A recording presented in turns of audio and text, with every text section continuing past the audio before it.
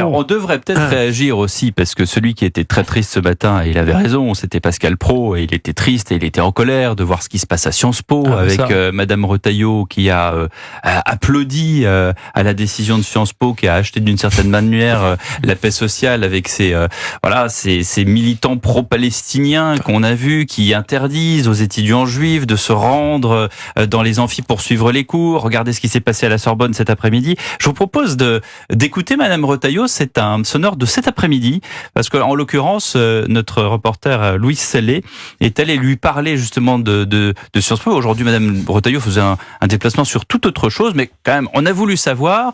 Et vous allez l'entendre, elle esquive un peu la question, mais écoutez donc quand on lui demande la situation à Sciences Po, ce qu'elle en pense. J'ai répondu hier à vos collègues sur d'autres, donc j'ai donné ces explications et la position très claire du gouvernement. Là, je pense qu'il faut parler Crous, parler étudiants, et on reste vigilant pour l'ensemble. Voilà, circuler, il n'y a rien à voir. Il n'y a rien à voir. C'est pas tout à fait les mêmes propos, d'ailleurs, qu'avait tenu Gabriel Attal quand lui était allé à Sciences Po, propos qui avaient causé des cris d'orfraie au sein de la communauté éducative et de certains étudiants. Le problème de Sciences Po, mais il ne faut pas placer la focale que sur Sciences Po, on pourrait l'étendre, le problème des universités de sciences humaines en France, et même plus généralement en Occident. Regardez ce qui se passe dans les universités les plus prestigieuses du monde, de la Ivy League, les universités américaines, à Columbia, à Yale, à Harvard, dans toutes ces grandes universités. Il y a une lame de fond qui n'est que le prolongement de l'idéologie woke et déconstructionniste qui a été promue par des gens comme Judith Butler, qui elle-même d'ailleurs a tenu des propos plus qu'ambigus à l'égard du Hamas, et que cette idéologie-là a infusé dans les jeunes esprits des étudiants en sciences humaines, et qu'aujourd'hui, des minorités agissantes fichent une pagaille monstrueuse avec en prime la lâcheté confondante, souvent, des directions d'établissements et des professeurs, directions qui sont terrifiées parce qu'ils ont peur des vagues, ils ont peur du scandale, ils ont peur de ces étudiants qui fichent en l'air tout sur leur passage.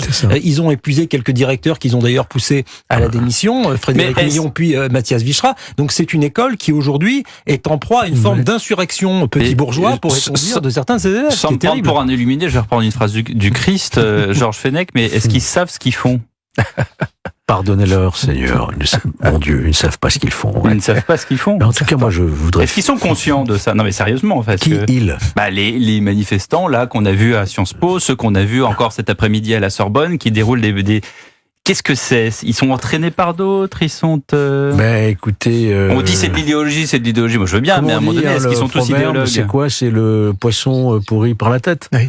Quand vous avez des représentants de la nation qui crient matin, midi et soir des propos, des allusions qui flirtent avec l'antisémitisme, comment voulez-vous que des jeunes qui sont déjà réceptifs à ce genre de discours ne se lâchent pas ? Et moi, je tiens à féliciter Valérie Pécresse qui aujourd'hui a supprimé, en tout cas provisoirement moins, les subventions de la région Île-de-France, de la région à Sciences Po pour la région Île-de-France. Tant que la sérénité et la sécurité ne sont pas rétablies. Et ça me rappelle la même décision qu'avait prise Laurent Wauquiez à la région Auvergne-Rhône-Alpes contre Sciences Po Grenoble quand ils avaient licencié un professeur qui avait dit que ça se passait mal à Sciences Po à ce moment-là. Mais je crois qu'à un moment donné, il n'y a que ça qui permet d'arrêter les choses. Et ce qu'on attend maintenant, c'est qu'effectivement, le gouvernement, le Premier ministre, reprenne la main sur Sciences Po Paris. Bien sûr. Eh ben, il va peut-être y aller, justement, parce qu'il l'avait déjà été une fois, donc, et d'ailleurs, il se murmure qu'il devrait faire quelque chose. Mais pour l'instant, on n'a pas vu du concret. 19h43, on va en parler, justement, de Sciences Po dans un instant dans Europe 1 Soir. Je vous signale que puisque je parlais de lui tout à l'heure, vous retrouvez bien sûr Pascal Praud 2 fois par jour sur Europe 1. D'abord, l'heure des pros, 9h, 9h30 en codiffusion avec CNews. Et ensuite, 11h, 13h, Pascal Praud et vous.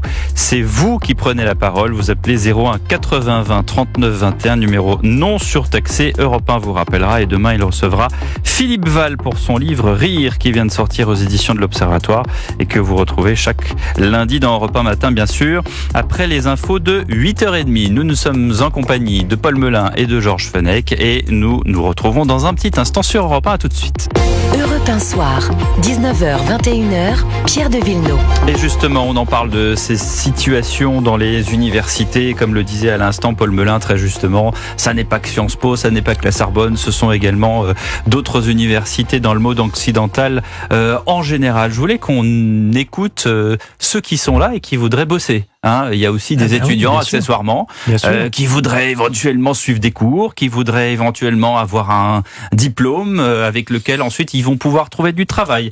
Alors écoutez, Pierre-Alexandre, il est étudiant à Sciences Po et il témoigne chez Pascal Praud. C'était ce matin sur Europe 1. Voilà, moi ça fait 6 ans que je suis sur le campus de Paris à Sciences Po. Je n'ai jamais vu l'école dans cet état-là. En réalité, il y a un changement de public très clairement à Sciences Po. C'est en train de devenir de plus en plus une école de militants. Nous, on veut simplement étudier, et quand on voit qu'il y a 15 personnes qui viennent bloquer le campus et qu'on leur cède tout, c'est-à-dire qu'ils viennent perturber les examens, ils viennent bloquer Sciences Po, ils viennent intimider d'autres étudiants, des personnes qui ne sont pas d'accord avec elles, et à la fin on leur cède tout. C'est très difficile à dire s'ils sont une minorité ou pas. La réalité, c'est qu'il faut quand même rappeler qu'à Sciences Po, il y a 55% des étudiants qui affirment avoir voté pour Jean-Luc Mélenchon.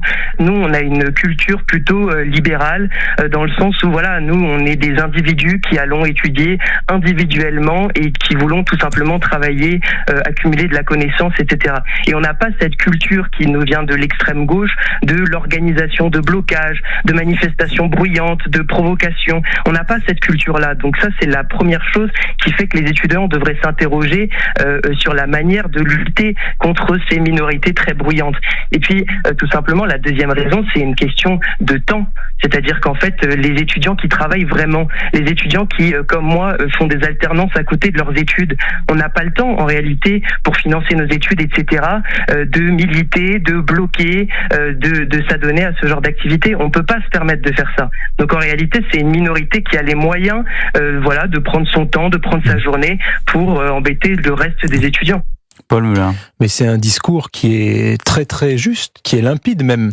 C'est-à-dire que la tradition des instituts d'études politiques, depuis 1871 et la fondation par Émile Boutmy, c'est précisément la liberté. C'est une tradition libérale. D'où l'amphithéâtre Boutmy aussi. D'où l'amphithéâtre Émile Boutmy. C'est une tradition libérale, les sciences politiques. C'est une tradition où les idées se confrontent, parfois dans un chaudron, parfois les idées s'échauffent, parfois c'est rude, parfois ça peut être intellectuellement violent, mais c'est toujours stimulant. Mais au moins, il y a du débat, il y a du pluralisme. Là, aujourd'hui, les bloqueurs en question sont des censeurs. Ce sont des Saint-Just, des bacs à sable. Ils n'aiment pas le débat. Ils l'empêchent. Ils interdisent les étudiants qui ne sont pas d'accord avec eux d'entrer. Ils essaient de lyncher moralement et verbalement des journalistes qui font leur travail devant les portes de leur établissement. C'est l'antithèse de la démocratie, c'est l'antithèse de la démocratie libérale, et honte à eux. Donc il faut aujourd'hui effectivement prendre des mesures très radicales. Georges Fenech. On attend ces mesures que devrait prendre normalement le Premier ministre.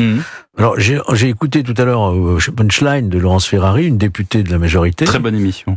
Très bonne émission, oui, qui a fait un déplacement à Sciences Po avec d'autres parlementaires. Ils ont rencontré, c'est ce que j'ai entendu, l'administrateur provisoire, qui leur assurait que les sanctions n'étaient pas annulées du tout, pas du tout, qu'elles seraient effectivement maintenues, qu'il n'y aurait aucune rupture avec le partenariat avec les universités israéliennes. Donc il y a deux discours, il y a deux langages. Vous avez entendu Pierre-Alexandre à l'instant. À cette heure-ci, je ne sais plus maintenant qui croire. Cette députée disait les choses telles qu'elle les a entendues de la bouche, donc encore une fois l'administrateur. Mais je crois que là, il y a une grande confusion. Il faut absolument, effectivement, que le Premier ministre reprenne les choses en main. Bon, peut-être qu'il les reprendra. En attendant, c'est un ancien Premier ministre, Manuel Valls, qui était ce matin sur CNews et sur Europe 1 avec Sonia Mabrouk, et il parlait de l'occupation de Sciences Po. On va organiser un débat sur la légitimité d'expression de haine des Juifs et d'Israël. On va se plier aux exigences de l'extrême gauche de la France insoumise et de fait de leurs alliés islamistes. Et on va plier devant une minorité d'étudiants violentes qui terrorisent la majorité et comment vous appelez qui bloquent Sciences Po. Comment vous qualifiez J'appelle ça de la lâcheté, j'appelle ça une reddition face à l'islamo-gauchisme, et j'appelle ça de la soumission, parce que cela rappelle en effet le livre de Michel Houellebecq sur un roman, mais qui anticipait ce que pouvait dire la soumission face à l'islamisme. Donc c'est un Munich de la pensée. Alors, pour ceux qui n'ont pas lu le roman de Michel Houellebecq, précipitez-vous, c'est effrayant ce qui se passe dans Soumission, mais ça vaut le coup quand même de le lire. J'espère que ça n'est pas prémonitoire, Paul Melun, parce que par certains aspects, honnêtement, c'est en gros, je parle sous votre contrôle, c'est le grand remplacement romancé. Disons que le narrateur est un professeur des universités qui, par lâcheté, finit lui-même par se convertir à l'islam, dans le roman de Michel Houellebecq. Donc c'est une dystopie, évidemment. Toute comparaison avec la réalité, vous connaissez la suite de l'avertissement. Non, il se trouve que là où Manuel Valls a parfaitement raison, c'est que nous avons, pas moi, mais les présidents d'université et certains professeurs ont fermé les yeux sur la montée de l'islamo-gauchisme depuis maintenant plusieurs années, par lâcheté, par couardise, par effet de mode, parce que ça faisait bien dans les salons. Mais aujourd'hui, le retour de bâton est d'une violence extraordinaire, tant et si bien qu'aux États-Unis, par exemple, les démocrates de M. Biden commencent à dire ça va trop loin, alors que ce sont les mêmes qui, pendant des décennies, ont subventionné moralement, financièrement, intellectuellement et ont armé idéologiquement ces jeunes gens en faisant une forme de gauchisme un peu dégénéré. Parce qu'il y a des personnes intégrées maintenant, il y a de l'intégrisme dans ces hordes de population dans les universités américaines aujourd'hui. Il n'y a pas juste que des étudiants benets qui s'appellent Brian et qui mangent des hamburgers. Non, mais c'est vrai que depuis quelques années maintenant, on importe tout ce qu'il y a de meilleur des États-Unis. Le wokisme, l'écriture inclusive, ça c'est plus spécifiquement français. Vous êtes dur quand même de dire qu'on a importé ça des États-Unis. On l'a d'abord exporté. Moi, je trouve que vous croyez que c'est nous qui exporté avec la French Theory. Si vous lisez le dernier tome de l'épopée politique de la Ve République de François-Olivier Gisbert, c'est très juste. Il dit que dans les années 80, il y a eu tout d'un coup un engouement pour le monde musulman. Alors, attention, je fais bien sûr la distinction entre les musulmans et l'islamisme radical ou l'islamisme totalitaire, comme le disait encore dernièrement le philosophe Philippe Capel-Dumont ici dans ce studio à Europe 1. Mais il y a eu un engouement pour le rail, pour la culture, et puis alors, est-ce que tout ça est arrivé, comme le dit François-Olivier Gisbert, de manière un peu insidieuse, alors que dans les années 90, au même moment où nous on entendait Sardou chanter les musulmanes, il y a eu cette guerre terrible dans les années 90 en Algérie, dont personne ne parlait et qui pourtant était justement l'incarnation, les prémices de ce qui s'est passé ensuite le 11 septembre 2001 sur les tours du World Trade Center. Est-ce qu'il y a eu, je sais pas, un aveuglement complet sur ce qui était en train de monter? Mais oui, Paul, mais il y a eu, on sera peut-être d'accord, Georges, mais il y a eu une révolution culturelle, et François-Olivier Gisbert explique ça assez bien, c'est-à-dire que Schubert, Bach, toute la vieille culture européenne ou française a été mise au rebut, parce que ça faisait bien, que c'était moderne, et on a effectivement eu une espèce de fascination extraordinaire et démesurée pour les cultures du monde. Alors c'est très bien, moi je trouve le Quai Branly extraordinaire, je trouve qu'il y a dans les arts premiers des choses fascinantes, évidemment, mais entre cela et la détestation de sa propre culture, il y avait peut-être un juste milieu. À condition qu'elle existe, puisque le président de la République, je crois, à un moment a dit qu'il n'y avait pas de culture française. Absolument. Non, je me trompe. Il s'inscrit dans cette filiation. Je crois qu'il faut arrêter, quoi. Il faut défendre effectivement notre culture, notre identité, nos patrimoines, tout ce qui fait la richesse, la beauté de notre pays.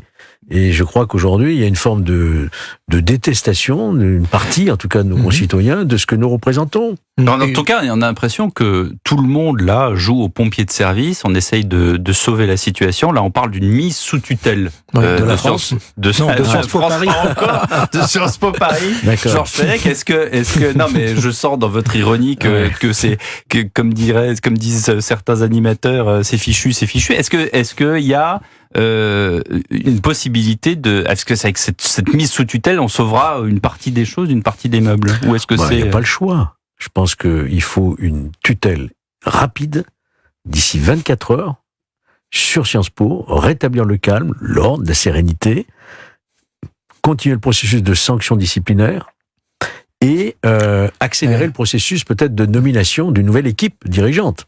Mais j'ai peur qu'une mise sous tutelle ne suffise pas. On peut pas mettre les cerveaux et les esprits sous tutelle. Je suis d'accord avec ce que tu dis, Georges. C'est-à-dire que cette mise sous tutelle au plan administratif, elle fait bien sûr sens.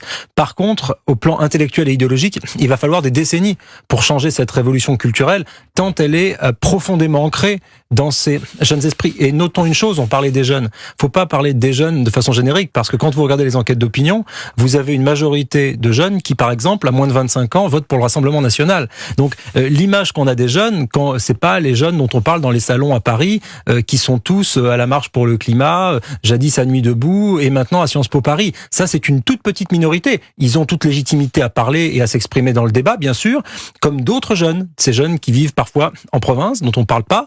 Ces jeunes qui travaillent dur, qui travaillent tôt, qui travaillent parfois à partir de 16 ans, 17 ans, 18 ans, qui sont apprentis, qui font des CAP. Et je trouve que ce qui est terrible, c'est que Sciences Po donne une très mauvaise image aujourd'hui de l'élite académique, mais aussi de la jeunesse, paradoxalement. Donc c'est un peu plus complexe, et Dieu merci, il y a beaucoup de jeunes qui ne partagent pas ce que disent ces étudiants minoritaires. Ouais, mais comment est-ce qu'on va les mettre d'accord? Parce que il y a forcément c'est difficile. D'accord. Il y a des règles, il y a des principes, ah oui, mais ça, est-ce que ça leur passe pas au-dessus? Il ne faudrait pas qu'une minorité puisse imposer par la terreur intellectuelle, voire maintenant physique, d'autres points de vue qui sont totalement minoritaires. Je pense que la direction doit s'assurer du libre débat, je suis entièrement d'accord avec Paul, même flamboyant, même vigoureux, le libre débat, mais dans le respect mutuel, ce qui n'est plus le cas aujourd'hui. Ce qui n'est plus le cas aujourd'hui. Bon, écoutez, messieurs, on verra ce que notre Premier ministre décidera, s'il y aura une mise sous tutelle de Sciences Po, s'il y aura une mise sous tutelle de la Sorbonne et peut-être une mise sous tutelle de la France, puisque Georges Fenech a donc lancé l'idée ce soir sur Europe 1. Pourquoi pas? Merci, messieurs.